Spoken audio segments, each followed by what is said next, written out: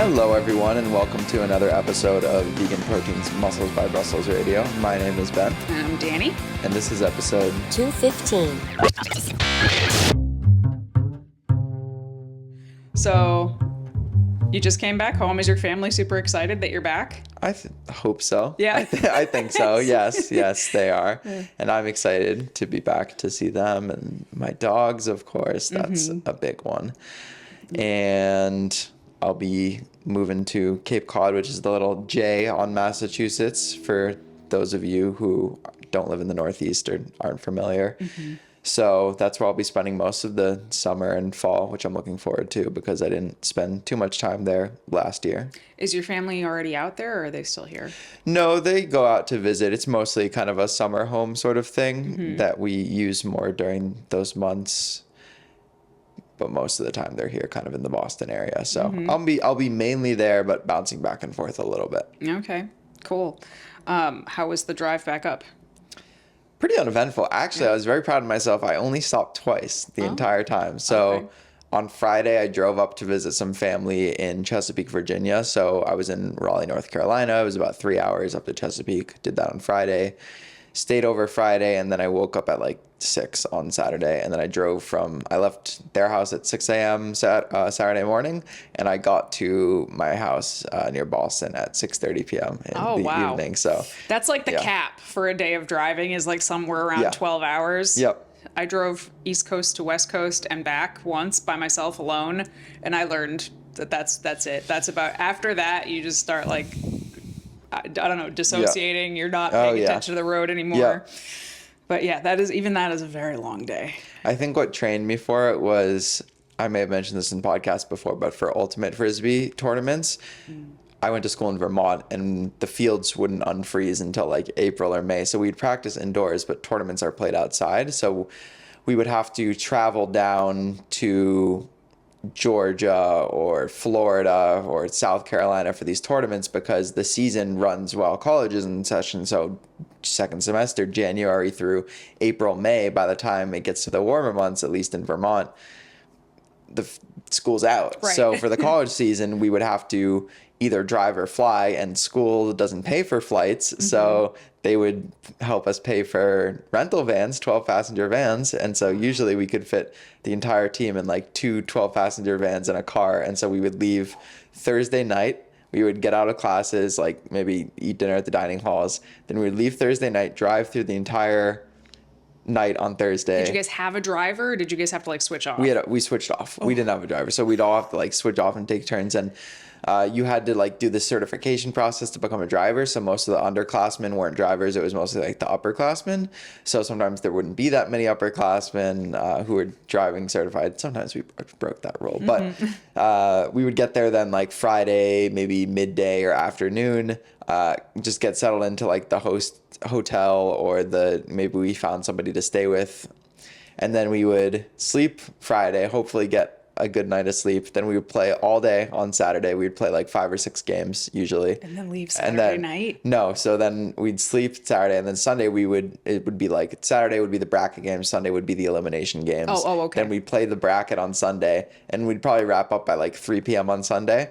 And then we'd go straight from the fields in our like sweaty clothes and like maybe get some food. And then we would just shoot it back up to Vermont. And then some people we would get back to on like Monday morning. If you made really good time, maybe like 10 a.m. on Monday morning. Some people would go right to classes, like still in like their sweaty clothes from playing. It was crazy. You know, that actually I think is a pretty good segue into what we're talking about, because we're talking about like military discipline training and how that may or may not pertain to, you know, regular civilians. But that sounds pretty like military brutal in terms of like just being in incredibly uncomfortable conditions. I mean, I guess it makes sense that everybody's probably like around 20 years old, which I guess is probably true of the military too. Most people are like younger that are in the military, certainly in like basic training, I would guess.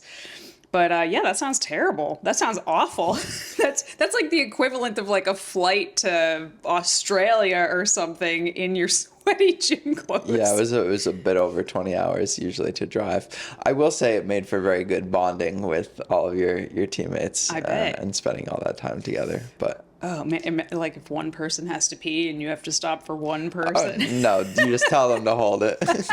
Or you bring some plastic bottles with you. Yeah, We don't that need to get wouldn't work into it. We with don't a need to team get of it. We don't, girls. no, we don't need to get into that. So military discipline training, Mm-hmm. you said that you did a little bit of looking into some of the ways that the military, I guess, preps people for the what they're going to encounter out in the field. And Well, I was just thinking about like who are some of the most disciplined people on Earth, I guess. I mean, I can't speak for other countries, but certainly here, like most of the clients and people that we work with, there are lots of different struggles along the way, but I think one of the big ones for people is self-discipline and kind of doing the things you said you were going to do. I think that's a huge struggle, and thinking like how can we help civilians, for lack of a better word, improve their self-discipline? Well, who are the most self-disciplined people? I shouldn't even say most self-disciplined. The most disciplined people that I know are in the military, and some of the most disciplined people that I know currently were in the military. And I have to assume that a lot of those habits they picked up there. Corinne is a great example of this. He was a Marine for 8 years or something. He is one of the most disciplined human beings I've ever met, almost eerily so. Like up at 3 a.m. to go train like while we're on the road with Vegan Strong, and he's like, he can fall asleep on a dime. Like if he's like, it's time for me to sleep, he like almost powers down like a robot. and I was like, how do you do that? He's like, they taught it to us. Well, I was like, I want to know how to do that. But you know, I'm thinking, okay, they have to have found a way to systematically teach all of these skills across the board. Like, what is that? How do you do it? And I don't know, I'm curious on your thoughts. Like, so when I told you about this topic, what direction did you think we were going to take this topic? I'm curious. yeah, kind of like boot camp sort of thing, and maybe some of the tactics that they use there, and maybe how that's similar to what they do in the military. I think the first thing that comes to mind for me when I think about a client that I work with and how to get them to remain more disciplined, I think about kind of coming back to their why behind their doing certain things, because that can carry you during times where maybe you're lacking motivation more. So then I was thinking about, well, how does that apply to the military, and maybe how do they get people to buy into the mission there? And I think about, I have a very rudimentary understanding of this, so this is going to be kind of just me, an outside perspective, which I think will be interesting, having not done kind of looking into it maybe to the extent that you have. But having some sort of shared mission or shared sense of the people around you are relying on you and you're relying on them. And so kind of creating this team effort or this team environment. I think that's why things like CrossFit can work really well, because it's kind of like this other people accountability, like community support. It's a little bit different because there's almost like a mandate in the military where it's more optional for these other things. Right. And I know I was talking to you about this book that I read recently about cults and some of like Yeah. the mindset. Did they bring CrossFit up in that? They did. They took it through a spectrum of like what are. Did they bring vegans up in it? Yeah, they little mentions of Okay, it. Little alright, I was mentions of it. curious. So one of the main points is that there's not necessarily a definition of what a cult is, and people have been kind of who research these things have kind of been getting away from that term, because it basically, like, by labeling something as a cult, we kind of are dismissive of the like intelligent people who end up kind of being in that. Or it's like, okay, are we using cult in kind of like a pop culture like way to describe something, like CrossFit or veganism, like that's totally a cult, versus maybe what people would think of as more of a conventional cult. And so they go through all these this spectrum of like what people would be considered to be cults, like Jonestown or like Heaven's Gate, versus things like social media influencers. There's a whole section of the book talking about that, and MLMs. And so I think oftentimes it's about the language used and the way that these communities or these groups kind of identify. And so I think maybe in the military, it's this sense of we're working towards this shared goal. How do we get people to buy into that? Relying on the people around you, trusting in the people around you. That's kind of one of the first things that comes to mind for me. And then I'm trying to think about how you would tie that in with fitness, and it almost I think of like having a community, like having like, VeganProteins, or having people around you who maybe are doing similar things, or surrounding yourself with people who you can kind of share your Right. goals with and your mindset with, and that can kind of keep you on the path. So I'm not sure if anything came up like that when you were. Yeah, kind of. So first of all, if you haven't listened to the podcast, Is It a Cult or Is This a Cult? Every episode they tackle a different one, and they it's just two girls, and they like examine all the different quote unquote criteria for if something's a cult, and some of them are really like chiropractors. Is it a cult? Like like really interesting stuff like that. You might like it. I still do want to check out that book. But yes, everything that you just said about the why, I think, is one of the things that sort of separates the military from like regular civilians who maybe just want, how many people, I've said it. I remember saying it at one point, like, ugh, I wish I could just go to boot camp and then like not be in the military. Like I just wanted that discipline instilled in me, but I didn't actually want to be in the military at all. But so I thought I was going to be able to like look through their documents and be like, these are the steps people need to take to, which other people have done. This isn't a new idea.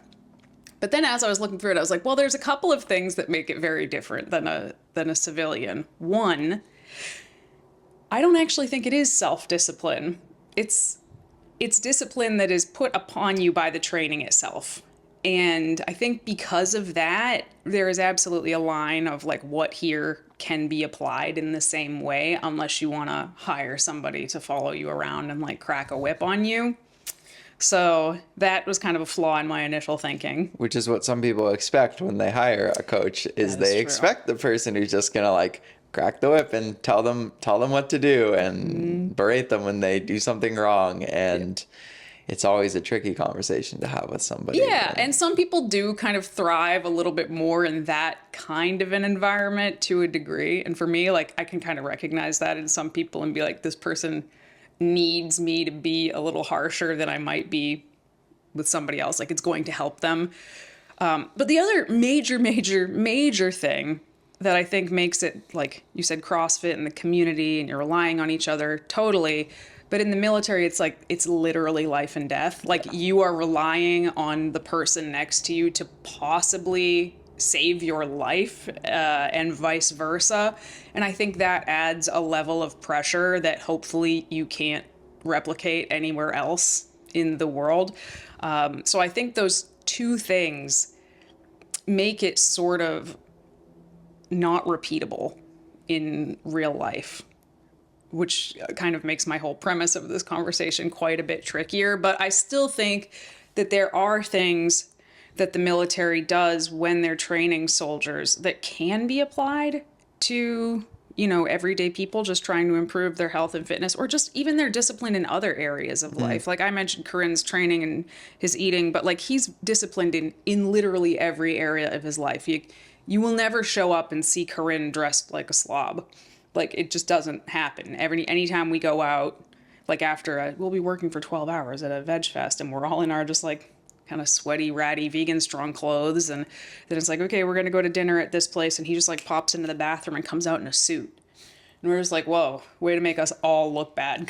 And it's consistent. And I assume that has got to come from some of his background in the military. And I'm not suggesting everybody needs to live like that, but it is kind of an admirable thing when you see somebody that is just like kind of that on the ball about everything.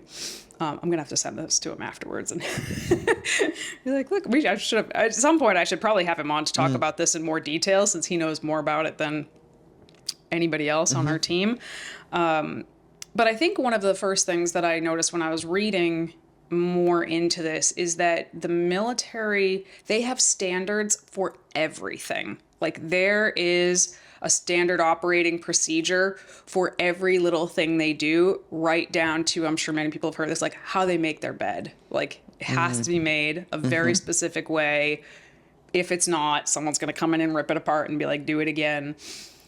And it's not just their bed, it's their uniform, it's the way they stand, it's the way they talk, it's the way they do everything. And I mean, it sounds like overkill, but I think that I know a lot of people that could probably do well to set some standards for themselves up that they like personally refuse to drop below. What do you think about that? Well, you hear people say a lot in our space, our industry that we work in, how you do one thing is how you do everything. People say that a lot. And I think that there is definitely some truth to that. And even just looking at the military, there is going to be some amount of carryover because, like you said, some of the most disciplined people were in the military. So it's like, yeah, just maybe not everything carries over, and maybe not all people are like that, but there has to be some amount of these traits that are instilled in you, probably because, like you said, of the high stakes there of it being more or less a do or die situation. And so I think that certain things, like a common example people say is make your bed in the morning, because that's like how you start your day and it sets you off on the right foot. To think about nutrition, oftentimes it is not like breakfast where somebody is like screwing up on something. It's like breakfast is kind of an easy way to like, okay, I'm going to start my day with something good for myself, and that can kind of cascade the rest of your day. Whereas if you start your day maybe in a way that's not so great, maybe you start your day in a way where like you get into an argument with somebody first thing and it kind of like snowballs in the rest of your day. I think those are just examples to illustrate that you can kind of set yourself up by having these little things, these standards that you hold yourself to. And I think having standards, and then it kind of ties into like having data and like metrics to track to make sure that you're actually making progress and doing things. And we have a whole podcast episode on data tracking and when it's useful and when it's not useful. So I would say go and check that out. But having ways to really measure your success and your progress is important because it keeps you objective and it lets you know, like, hey, am I holding myself to this standard? And if not, what do I need to change? Mm-hmm. Yeah, and having like objective standards, I think, because saying like, I'm going to eat a healthy breakfast, you know, what is that? That's going to be different. I'm going to have this amount of protein. I'm going to have a serving of, you know, fruit. I'm going to do whatever it is. Yeah. Or like in my very weird case, it's like I eat this thing every day for breakfast until I decide otherwise. Oh yeah. I like, mean, I can relate to that. Yeah. That's like my standard for breakfast. And, you know, other standards that kind of don't have anything to do specifically with fitness. But like when I first started full time doing this as a career, like I'm in front of my computer all day. I don't have to get dressed. Nobody can see me from here down. And I very quickly realized like, nope, that needs to be like a standard. And I remember when everybody started working from home during the pandemic, I put out this, it was just like an Instagram post with like a sample schedule of what a day working from home could be like, because I remember when I started doing that and everything felt so amorphous and like blobby, and one thing would flow into another and there was no structure to it. And I just felt like even though I was still doing stuff, I just felt like a lump all the time. And I was seeing other people start to feel that way. Like they just didn't even know what to do with themselves now that their whole schedule was changed. And I remember being like, you have to make your own schedule. You have to set your own standards and then you have to stick to them, which is hard. It's still hard sometimes. But anywhere you can find a place, especially if it's feeling bad and like it's not moving you towards something that you want to get to, if you can set a standard for yourself. And the tricky thing is, and this is the other thing pertaining to the military, and I tried to look it up because I was very curious, like, okay, what percentage of people that go through basic training or are in the military for 4 years or something, how many of them carry those habits without the external pressure of having to continue doing them? And I don't know, there's no data on it. Yeah. So obviously I know some people who have, but I also know some people who have not. Yeah. So, you know, how much of it is external versus internal? And I think that's the piece where there's not going to be crossover from the military, not much. Like if you're doing this for yourself, the motivation has to be largely internal. And that's really tricky. I mean, I think a really interesting podcast would be like how to generate internal motivation. Because there's a lot of ways to pull in external motivation, like on purpose. But I don't think that that's like the best way to motivate yourself. I mean, do you think the same thing? About having it be more external? Yeah. Yeah, I would say that usually I'm trying to get people to rely more on, we come back to this a lot, their why behind doing something. I think it's harder because it requires a lot of self-honesty and reflection. And sometimes people feel like I just don't have the time to sit down and think about what I want to do. I'm too busy trying to go to my job and drive my kids to soccer practice and prep these meals and do these things. Like I'm just trying to do all the things, and I don't have time to think about like why I want to do it and why I behave the way that I do. And so I think trying to carve out a little bit of that time for self-reflection, I think, 5 or 10 minutes a day can be really helpful. People often talk about things like journaling and, having that as a skill. But if you can think about what is ultimately the reason that you're doing something, because sometimes people just do stuff just cause, and they don't necessarily have reasons behind why they're doing that. And then if you actually question them on like, okay, why are you doing this? It might be because they feel like they have to do it a certain way, or this is the way that they've been taught, or this is the way that they've been told. But if they kind of realize you don't have to do it a certain way, and sometimes that takes an outside perspective, like a coach, to come in and say like, oh, that's interesting. I wonder if you'd be open with me sharing a couple of other ways that you could potentially do it. And they're like, oh wow, I didn't even know that. And sometimes they realize like, oh, this thing that I thought I cared about, I actually don't really care about. Right. Yes. I was thinking all of that before you said it, when you were like, it takes a lot of honesty. So many times if I'm talking to somebody about, well, why do you want to do this? A lot of times the answer is something along, like as they dig into it, they realize it's just because they think they should. It's just because for some reason, somebody somewhere, something planted this idea that they just should. That should be an ultimate goal. And that's not enough. Like that's not a good enough reason. I don't think that's going to be a thing that actually generates like good internal motivation for anything. Most people will end up just resenting it and being pissed off about it, and having resistance to doing the things they need to do to get there. So, yeah, that I think. I think where the external ties in though is because sometimes you need these little like short-term carrots to dangle in front of people, or to have that during those moments to look outside of yourself. Because sometimes you can really think and sit and reflect on like, this is why I really want this, but you need a little bit of that, okay, I'm actually making progress here, or like some inspiration or some motivation. I think that some of those things can help and be an adjunct. Something like a vision board, where it's like something external that you can actually look at that can help you kind of like, yeah, it is external, but it's an external reflection of like internal motivators for you, most likely. Do you have anything you wanted to add about that? Well, when I think of external motivators, I think of people being afraid of what other people think, or specifically wanting validation from either certain people, or maybe like a competition, like they want the trophy, that's the motivation. And I do think those are really powerful, like they are powerful motivators for people, like wanting to, look like a smoke show the next time you happen to bump into your ex-boyfriend. That's a powerful motivator. But it's short term. And like once you achieve that thing, if you achieve it, then you just feel like very lost. And I've had lots of external motivators. Spite is an outstanding motivator. But once you cross that bridge, then it's like, okay, now what? Whereas I feel like if you have a good why, like a good why that you really sort of understand it can work with, that isn't temporary. Like it can change over time, but it's not like you show up and just are lost then after that point. But how to get there, I think, is a much trickier thing, because the external stuff is like the shiny object, It can also be hard to hold yourself to certain standards once you set them for yourself. Like you mentioned, okay, in the military, you have somebody who's like breathing down your neck 24/7, and they are the enforcer. They are making sure that, okay, these are the standards that we have set for you, and we are going to enforce them. And then when you get out of that, and now kind of going back to fitness, okay, you might have somebody you might view somewhat as an authority figure if you have like a coach or something like that. Maybe that's the relationship you have. I would say that's probably not the healthiest relationship long term.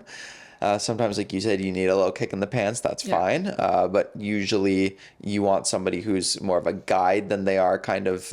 drill sergeant? Yeah, a drill sergeant. And so... having a coach can be somebody who can help you hold yourself to, or hold you to those standards. But if you're kind of doing it yourself, I think there also has to be some sort of system in place. Like once you've set those standards, to know, like, am I going to actually hold myself? Like if I'm falling short of those, am I going to have strategies or tools where I either readjust or refocus, and I recognize, okay, maybe those standards weren't realistic, or just having some sort of accountability. Maybe that's a friend or a partner or a family member or whatever it is, to actually like kind of make sure that you're keeping tabs on yourself. Because if you set these standards, but then you're not hitting them and they don't actually do anything for you, then it could be discouraging, or it could just be kind of counterproductive. Super discouraging. And that was actually one of the next points that I learned as I kind of knew it, but seeing it in black and white is different, that they have really, in the military, you have very close supervision and like basically immediately corrective action. So you get immediate feedback if you did something wrong or like not up to the standard. And there is usually some corrective action taken, like basically a punishment.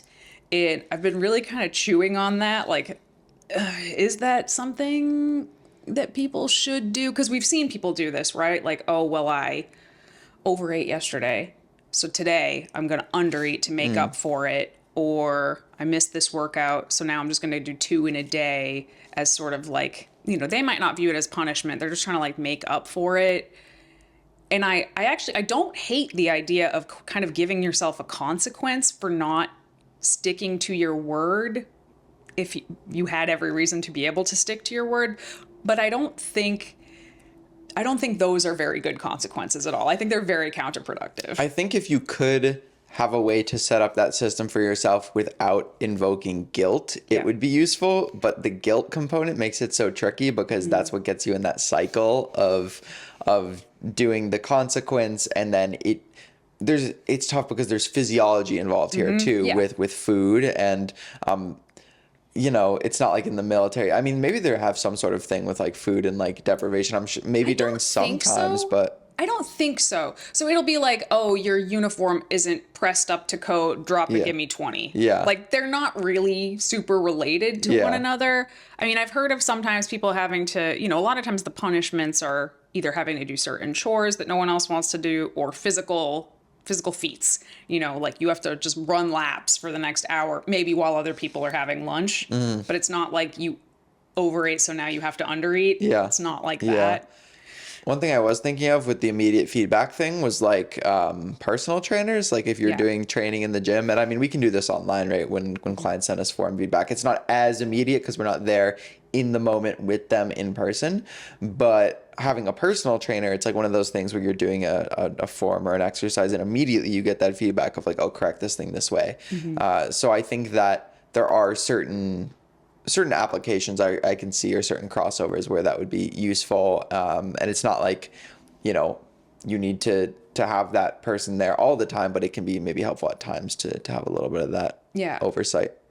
Yeah, I was thinking that too. Personal training in the gym, you get immediate feedback. I think that the way that we communicate with our clients, where yes, they have a weekly check-in, but also if something really weird and crappy happens on a Tuesday, like they could always message us and they'll probably hear back from us like that day or the next morning maybe. So that's pretty close to immediate feedback. Immediate feedback, I'm all for. The consequences, I feel like that's where there's a part of me that's like, well, I'd be more likely to do something if there was a consequence if I didn't do it. But what would be a consequence that would make sense or be proportionate to the thing? And I was really trying to think about it, because I hate the idea of extra workouts or less food or anything in that regard. But maybe like you have to put a dollar in a jar or something. I was thinking about that, like those websites or something that you can set up where it's like if it'll you don't donate do to something, you hate. Yeah, or like it'll do something like that if you don't do it by a certain time, or if you visit this website, it'll have some sort of consequence associated with it. I mean, I don't think that's a terrible idea, actually. I mean, I guess you got to know, again, it's like you said, the guilt, the shame. If it's that sort of thing, I think that both of those things can be helpful in very small amounts in very specific situations, but just like as a blanket sort of feeling anytime you do something wrong, I don't think that it's very helpful. In fact, I think it's usually pretty harmful. It's tricky though, because there's not, going back to the example of the military, they're there with you, live with them like 24/7. There's constantly somebody there around you. So there's no like chance of hiding a mistake or keeping it from your coach, like in with us, you know, if there is consequences that are enforced as a result of something, like let's say somebody goes over on their calories and there's a coach who's like, all right, you're dropping your calories the next day. They might not tell you next time. Whereas like in the military, if you make a mistake, it's going to be seen, it's going to be noticed. And it's 24/7. Like, man, I do a lot of events where I have to be like on where I'm talking to people, but the second I walk behind a closed door, I'm always like, ugh.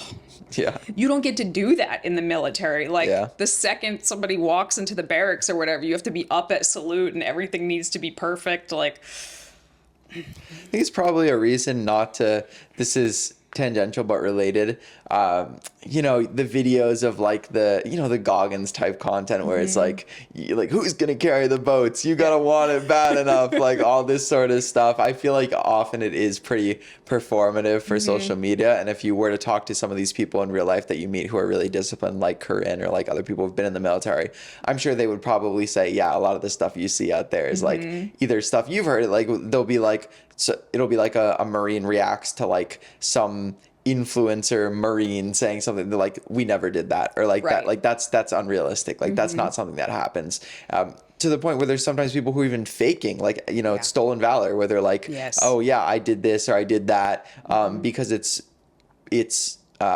displaying a certain kind of persona that people want to emulate. People look up to these people because you know, they're heroes, they're serving our country, and so there's some sort of, there's like an emotional attachment there, but it's not always, what I keep thinking about is it's just not always a direct carryover and application to the stuff that it's not life or death. What we're, at least immediately right now, it's not life or death. Maybe that's another component to it too, with like, you know, our health is you know, one of the, life or death, it is life or death, but you don't see it. You don't get that immediate feedback for 20, 30, and like 40 we years. are not working with people who are like at death's door. You know, that's way beyond our scope. Sometimes we work with people who like have type 2 diabetes, or maybe they're on blood pressure medication or something. So like they're starting to see, if I don't get my shit together, this could end very badly for me. But it's not quite the same. There's you don't that get pressure. that immediate There's feedback. not that pressure. You know, like they do a lot of drills in the military where, you know, they use like simulations. I didn't actually look at what that entails, but I've seen actually villages where they look like ghost towns, but actually they're used for simulations for various types of military drills. I imagine they use stuff like paintballs or something like that to show like, hey, if this had been real, you'd be dead right now. Like that's got to be pretty powerful feedback. Imagine if we had some version of that in like nutrition. Like if you keep eating like this simulator, like you're going to be here in 25 years. Like, yeah. Or it like you had some sort of thing that tracked it. Like when you ate that, like yesterday you deposited like 204 grams of body fat. Like if you had that exact feedback or something like that, people would probably be like, oh, like, because you can't see it. My but Fitness like, Pal does stuff like that. Yeah.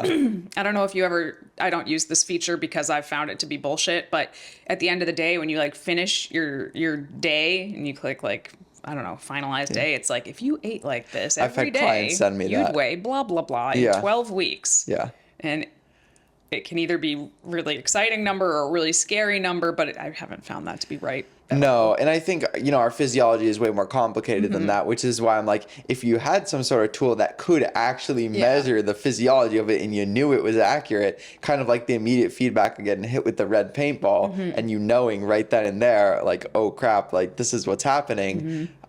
Like I said, it's kind of tricky. You don't get that immediate feedback. Like you know inherently that, okay, maybe things didn't go the way that you wanted it to, but it doesn't show up immediately. It shows up in 3, 6, 12 months, a couple years from now, and you're like, how did I get here?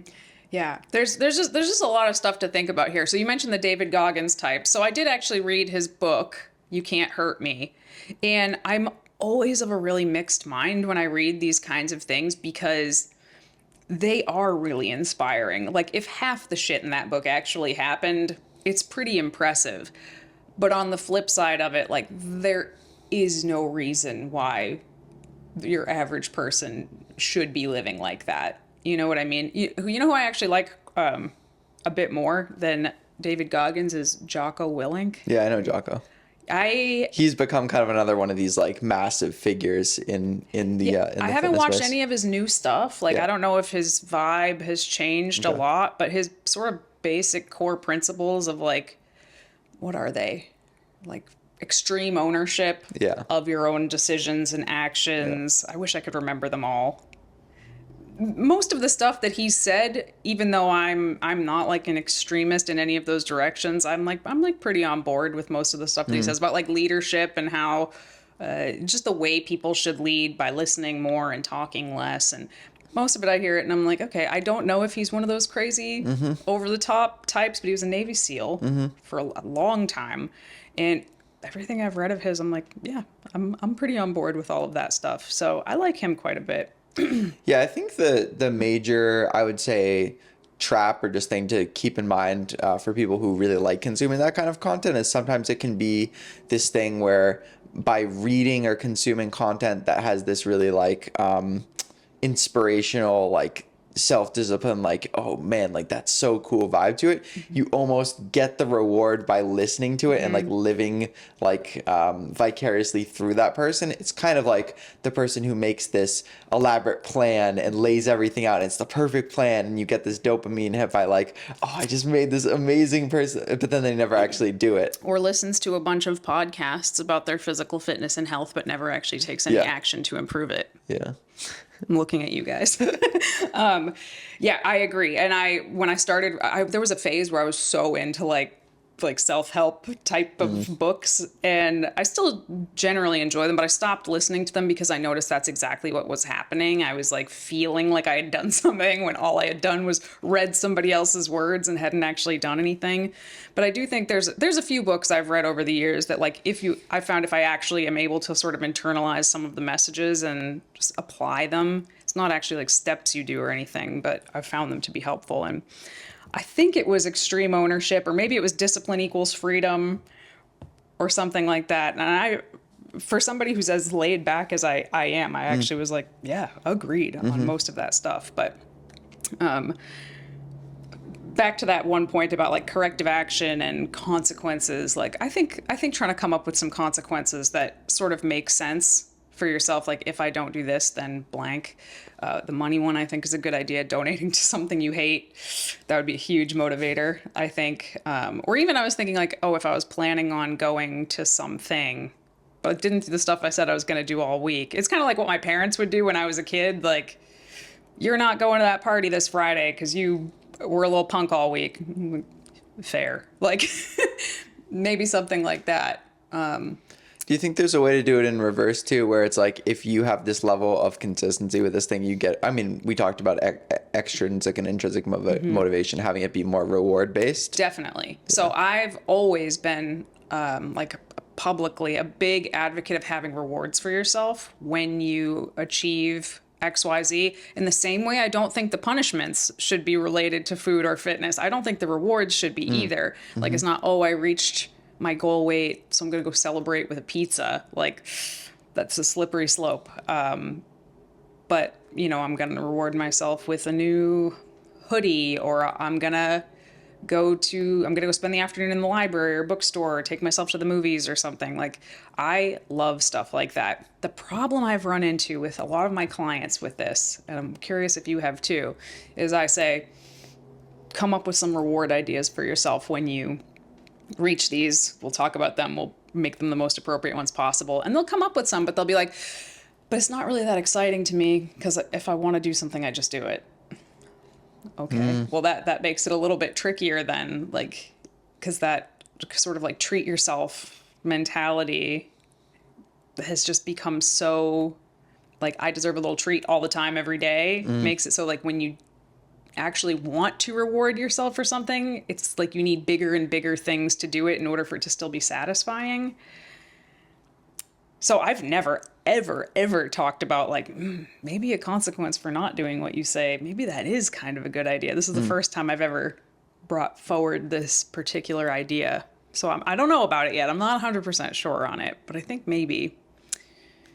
But again, you got to enforce it for yourself, right? I think for the right person it could work. I think for certain people it would probably backfire having a consequence if they really are somebody who tends to beat themselves up a lot, and they wouldn't be able to enforce that in a way that just gets them kind of just back into their rhythm and flow. Like if it sends them into kind of a spiral, yeah, it's tricky. I think in terms of my experience with like rewards and that sort of thing, I think you make a good point about like people can do. So it has to be a bigger thing. Like it has to be this really big concert that I've wanted to go to, but I haven't been doing it because it's you know, it's pricey, or like this vacation that I've been wanting to take.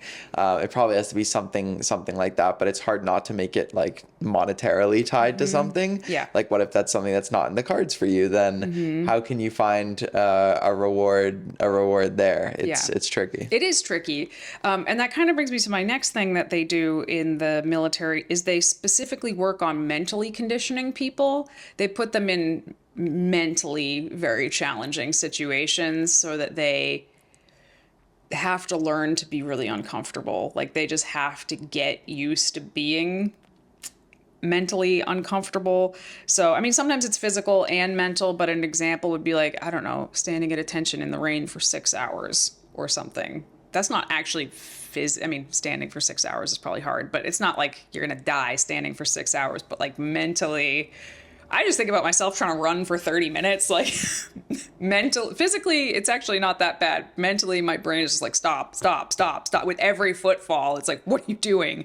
And I think there is a lot of value in doing stuff that is hard. And I know we talk a lot about how like, you got to make fitness something fun, something that you look forward to, make your meal stuff that you look forward to. And I totally think that is incredibly important for longevity, but I do think sprinkling in some stuff that maybe is not super fun or you don't love, just to prove to yourself that you can do it.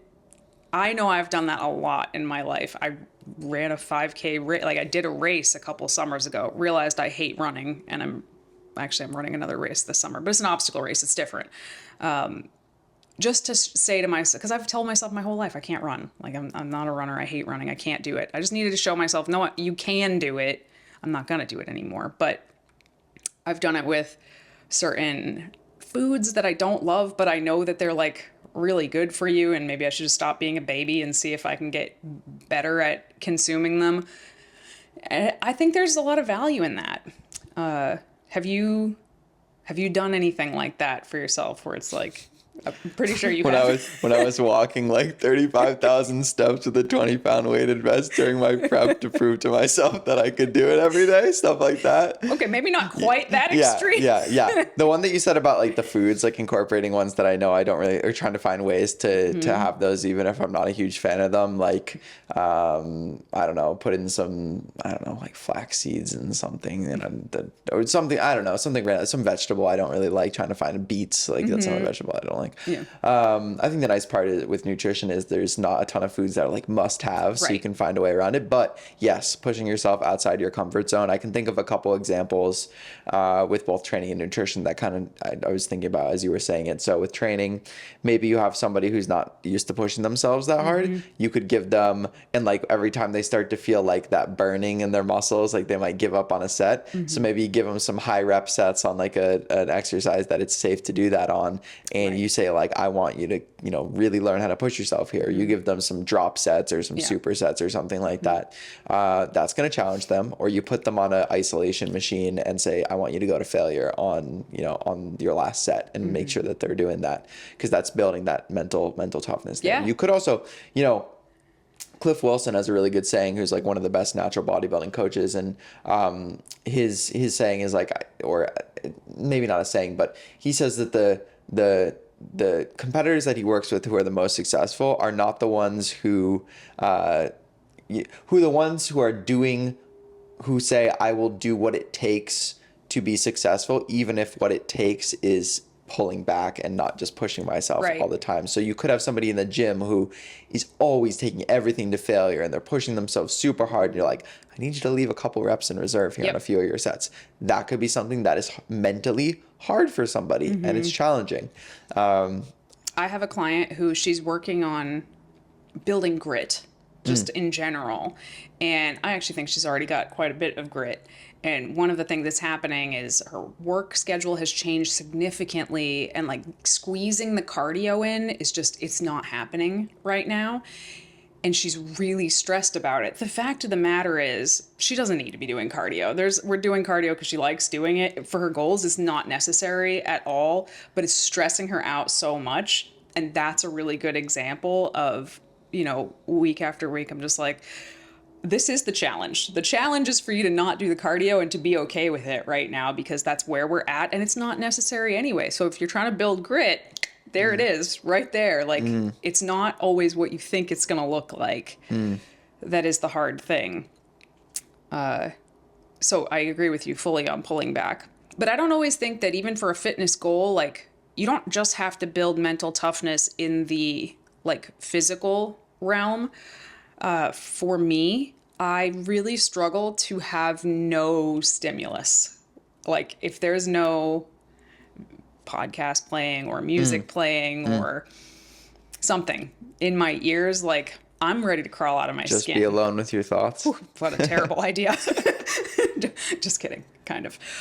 Yeah, I'm not happy when that's happening at all. I'm just, my knee is bouncing. I'm just like ready to find something else to like read a book. This goes way, way back. I realized I never like ate breakfast without reading the cereal box. I used to read like the shampoo bottles in the bathroom. Like, I've just always been like this. And I'm realizing like that is mentally tough for me. It has nothing to do with the physical whatsoever. So like going to the gym without my headphones, for me, like, I'm there. I can't go, like, they're at home. I can't go get them.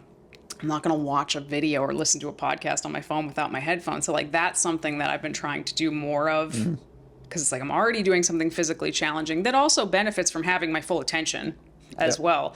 And if I'm not actively listening to a podcast or a story or whatever, it's hard, but I can't get out of it. Like, I've kind of trapped myself into that situation.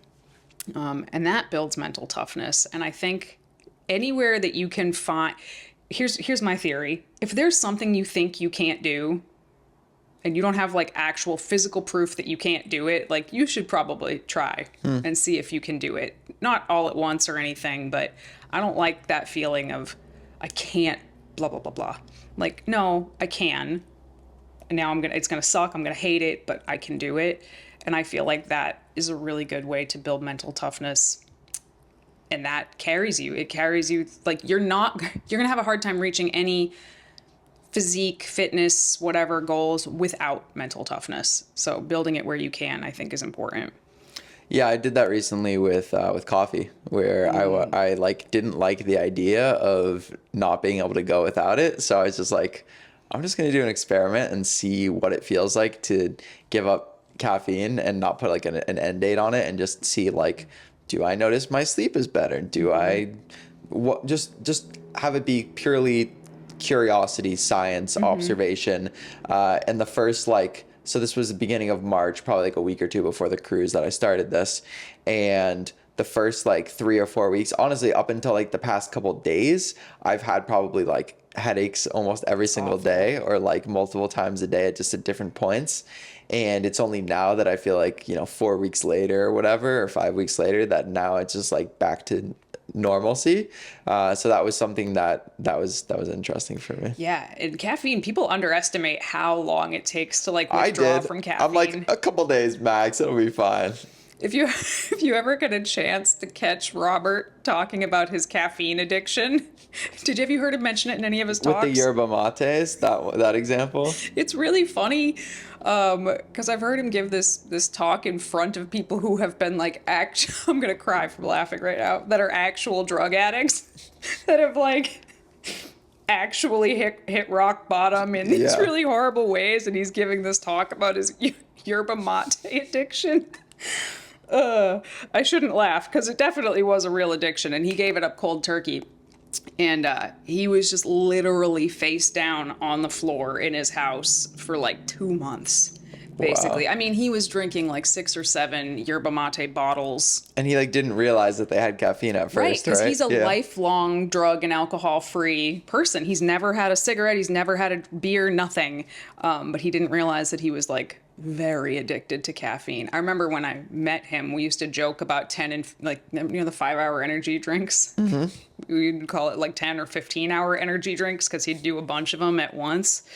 So it was a real addiction, but it is really funny to see the faces of like previous Coke addicts in the audience, like literally laughing at him when he says it. But yeah, him coming off of that was actually really, he had to go somewhere. Like he had to go to a fasting facility and be overseen. So yeah, caffeine is brutal to come off of.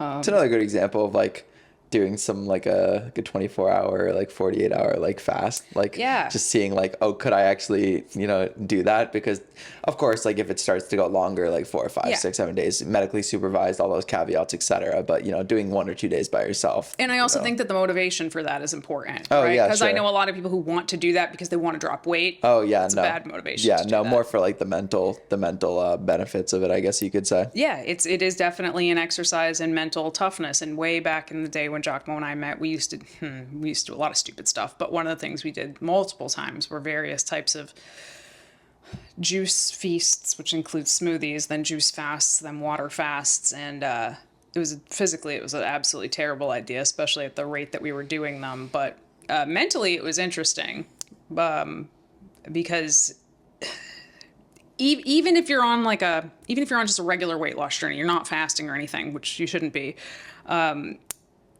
you're going to get hungry more than you did when you were not on a fast. And that feeling of hunger inspires like fear in a lot of people, anxiety in a lot of people, just feeling it at all. You're just like, what am I going to do? Like even just being like, I'm hungry. It's okay. I'm going to be okay. I'm not going to eat for another 45 minutes. Like I can eat my meal in 45 minutes and it's going to be fine. That is like a little exercise in mental toughness. Or sometimes the opposite of that. I know some people trying to build and they're just full. Yeah. It's like, I know you are, buddy. I know, but we got to push it a little more. So.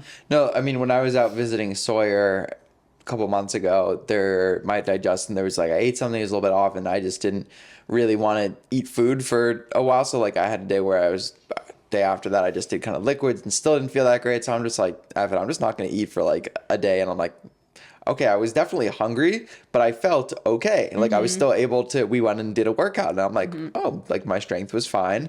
And I just kind of accepted the fact that I was going to be hungry and that was okay. And I think it was about like 48 hours and then I ate something.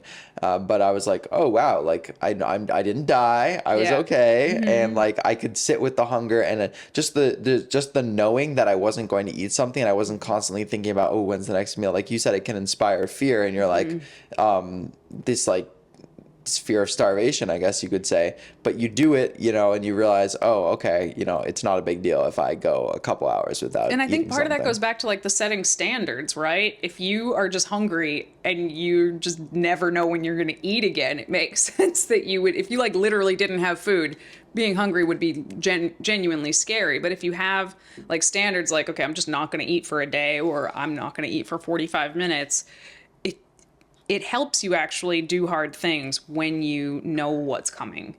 And that's another thing that the military does a lot. They just have a ton of routines and a ton of rituals for every little thing. And this I'm actually a huge fan of because I'm just a big fan of systematizing everything because I have a bad memory. So the more I can habituate stuff, the easier my life is going to be, the less I'm going to have to think about things throughout the day. And I think that's kind of the point of why they do it there is like if they have you like repeat things over and over and over and over. When you actually need to do them quickly on a battlefield or something, you don't have to think about it. It's almost automatic. And I think for healthy habits or things you're trying to do, the more you can repeat them and ritualize them, just the more likely you are to do it in general. And that's kind of like an atomic habits thing too, where you like stack all the things together. But it works. Like that's why it's so popular is because it works. So if there's stuff that you struggle with, you know, a lot of people forget. I used to forget to take my creatine all the time. And now I just have it in a jar next to my toothpaste. So I just, there you go. I'm going to brush my teeth every day. Yeah. So I just remember to take it at night before I go to bed, which apparently I put in a video that I just like dry scoop the creatine and Alex told me I should have put a trigger warning on it or something. And I was like, oh, is it that weird? I didn't realize that. I like that idea of having certain, like, even just like sayings that you say to yourself or that you kind of repeat over and over. Like, it could be some cue that you give yourself in the gym when you're doing an exercise to think about, like, really feeling and being aware of what you're doing. It could also be something like, okay, if I'm eating a meal, what should I be focusing on? Something that I say pretty often is like protein and plants, which usually I try to, plants meaning like fruits and vegetables. So if somebody makes that the bulk of their meals, they're gonna, like, by default, you're checking a lot of boxes there. So I feel like having those little things, little kind of cues you can say to yourself is helpful. Yeah, absolutely. And just things that you do, and you probably already have a lot of these things that you do. You probably get up and wake up in the morning and do the same things every morning for like the first 10 or 15 minutes. Like I think most people do, but you can carry that same concept into other places. I don't always get to the gym at the same time every day, but when I get there, I always do the same thing. I like take my bag, I go sit on the bench, I set up all my things, I open my workout, I look at exactly what I'm going to do. Like it only takes me, I don't know, less than 10 minutes, but it kind of sets my mind at a calm. I'm not just like rushing in there, rushing over to my first piece of machinery and whatever. Like that's really helpful. And then the accountability piece there, my buddy Jimmy, he usually goes to the gym around the same time as I do. So whichever one of us gets there first sends the other one a picture of themselves at the gym as like a, hey, where are you? Get here right now. And that, you know, also ties into some of the other things we've talked about, just like having some external accountability as well, especially if you know yourself, if you know you're the type of person who's going to slip on yourself and not follow through. That's where the external accountability becomes so important. How many people have you worked with that knew what they were doing? They knew what they had to do. They could have written a plan for themselves that absolutely would have worked, but it didn't work because they needed accountability somewhere. Like, I think that's probably the most common thing I hear from people. I have a client right now. I worked with him for years before, and then the pandemic happened, and he was having like kids at the same time, and we kind of separated for a bit, but now he's back, and he's just like, oh my God, what a difference. Like just having somebody to like basically report my week to every week, like what a difference that makes. And in the military, you don't have to report anything because they're watching it, but you know, if you can hold yourself accountable to reach out to somebody once a week, then hopefully if you got the right person, it'll work. Yep. Let's see what else. We talked about punishment and consequences. I don't like the term I don't like punishment. I don't like the idea of punishment. I like consequences more, But it's definitely punishment in the military. Oh, yeah. The other thing they do in the military with punishment and consequences is a lot of times if you're like with your troop and one person messes up, you all do the consequence, right? And I actually think that's pretty applicable to real life. Like if you take, for example, like a family, if the person that pays the electric bill forgets to pay the electric bill that month, you all don't have electricity now, you know? So I don't really know how you could apply that, nor really should you. But I think like having a workout partner, you know, if you don't show up, they're going to suffer too. And I think that's motivation to show up and vice versa. So a lot of this is like basic stuff that we've talked about before to be more successful. This is just like a pretty extreme version of it. And some of it, I think people might actually be surprised to hear us talking about because we generally are so, it's got to be practical. It's got to be attainable. You've got to be nice to yourself. Like all of these things are true, but sometimes you have to, how would I word it? Sometimes you need to be a little bit tough on yourself sometimes. If you're too soft on yourself all the time, you can't be surprised when things just squeak by all the time. So finding that place for yourself, and like you said, if you're the type of person that's already too tough on yourself, don't be tougher. That's ridiculous. But there's a lot of people that are not too tough on themselves. There's a lot of people that are too soft on themselves to really make forward progress. And then they're kind of confused as to why they're not making forward progress. And I think this is why individual coaching is so important, because none of the stuff we're saying is like blanket, everybody should do it, except maybe having some standards for yourself. But it's very, very, very individualized. I know for myself, like back when I started, I needed to be a little tougher on myself than I was probably being, certainly in some areas. And then in other areas, I needed to like cut myself a little bit of slack. And that's the other thing. You don't just have to be one way about everything. So I don't know. And then the last thing that they say they do, I don't know how true this is, but they say that they encourage like reflection, like for people to reflect on like their actions or their behaviors, like personally, without somebody telling them, hey, you did this wrong. Well, that's extremely valuable, I think, in a personal setting, because reflection is the key to understanding yourself more. And if you are behaving in a certain way that doesn't feel good to you, that doesn't feel aligned with where you want to be, the person that you want to be, it takes sometimes that self-reflection. Maybe it is some sort of journaling or having a conversation with a friend or a coach. Because what do we do as coaches when somebody says something to us? We reflect that back. We say, it sounds like you're saying this. Is this true? Or this is what I'm hearing from what you're saying. And sometimes just having that external reflection can be helpful.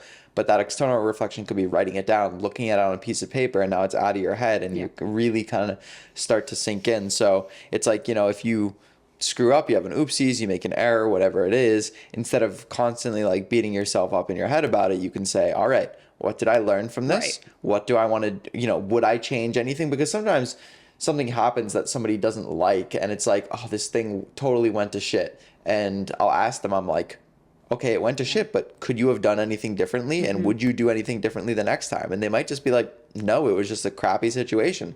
Sometimes that happens. Yep. And like, that's a big learning, instead of trying to like beating yourself up about it. Whereas maybe it's a different sort of thing that happens and you're like, well, I actually think I could have probably done this differently next time. And so I'm like, okay, great. Now we've just learned something new that we can apply going forward. And next time you can implement that thing. And it's a constant like learning process that way. Yeah, but sometimes you personally get stuck in this like loop of just like, oh, I suck, I screwed up, blah, blah, blah, blah, blah, blah. And sometimes it really does take somebody just maybe asking the right question that you wouldn't come to on your own. And I think it can be hard for that person to be you necessarily, but you mentioned like seeing it in writing and suddenly it clicks. I had a therapist who I was told like journaling doesn't work for me. Like I enjoy it. I like writing stuff down, but it doesn't like change me or anything. And he said something like, well, you're doing it wrong. He was like, you're just writing stuff down and just like never coming back to it. You have to come back to it. Like maybe not necessarily right then, but maybe like a couple weeks later or a month later. Or I mean, I've looked back at journals from like 10 years ago and I'm like, who is that girl? Like it's so wild. But sometimes if something is too close, you can't reflect on it. Sometimes you need a little distance to reflect on it. Maybe you feel this way about prep now that you have more distance in between you and it. I have so many things I feel that way about, that at the time I was just like so in it, so stuck in something, that the reflection was almost just like ruminating more than reflecting. But if you give yourself some space and look back on it, then sometimes even you, without any external factors, can come up with some pretty profound like tidbits about yourself. So I don't think I have anything else here. Anything you want to add about? No, I think there are certain things we can probably take away from the way that the military kind of molds people and shapes people. I think something that I was thinking about at the start was the fact that a lot of the cadets or the recruits are younger individuals, maybe right out of high school. So maybe they're a little bit more malleable, whereas people who are a little bit later in life, stuck in their ways a little bit more, maybe some of this stuff isn't as applicable, or it's harder to get people to change when they've ingrained kind of these habits over time. So that might kind of just be a caveat and understanding that it might take some people a little bit more time to adopt certain habits, but that's sometimes not the case, and it is, like you said, very individual. You bring up a really good point. One of the things that they specifically are trying to do, especially with putting people in really uncomfortable situations and really intense attention to detail standards and immediate correction, is basically they're trying to get a group of people to follow orders without hesitation. Like, don't think, just do what I say. And again, I think on a battlefield where one person is sort of orchestrating everything that's going on, that I assume it has got to be a life-saving thing to not even think, just do as soon as somebody says it. I don't think that's a really smart thing to do in real life. I think you need to be a little bit more discerning who you might listen to right away with and do what they say without hesitation.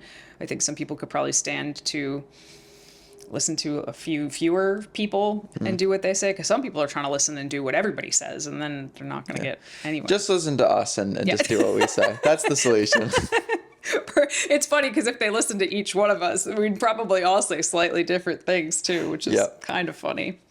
But anyway, I hope you guys liked this episode. Maybe sometime in the future, maybe we will have Corinne on. Corinne doesn't even have his own podcast, I don't think, but he's been on a lot of them. But he's a good friend of ours, also a vegan coach who has a very different style in every way, I would say, than we do. Very reflective of his military time, I would assume. And, but yeah, 𝐃𝐨𝐽 is constantly just in awe of how Corinne is able to do all the things that he's able to do.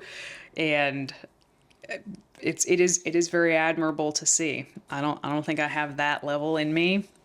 But that's okay, because I have way more than I used to. And hopefully some of the tips in here will help you guys have more than you used to too. If you are looking for any kind of one-on-one training, we have links in the show notes and in the description if you're watching this on YouTube on how to apply for one-on-one coaching. We have some spots available with Ben, with Sawyer, with Alice. So definitely check that out. You can follow Ben on Instagram at Ben A. Mitchell. There it is. I was going to say it wrong again. And mine's VeganProteins. 𝐃𝐨𝐽 is Muscles by Brussels. We are on YouTube if you're watching this here, but we now have 2 channels. The podcast is on Muscles by Brussels channel, and VeganProteins, like our cooking and meal prep and things like that, are going to be on the main channel. So if you're not subscribed to the new channel, go ahead and do that, because that's where all the podcasts are going to be. And a lot of people are discovering some of the old podcasts, which is pretty cool, because I just re-uploaded them all. So that's it. That's all I've got. If you got any questions, let us know. Shoot us an email, coach@VeganProteins, and you'll hear back from one of us. My name is Dani. I'm Ben. And we'll talk to you soon. Bye, everyone. Bye.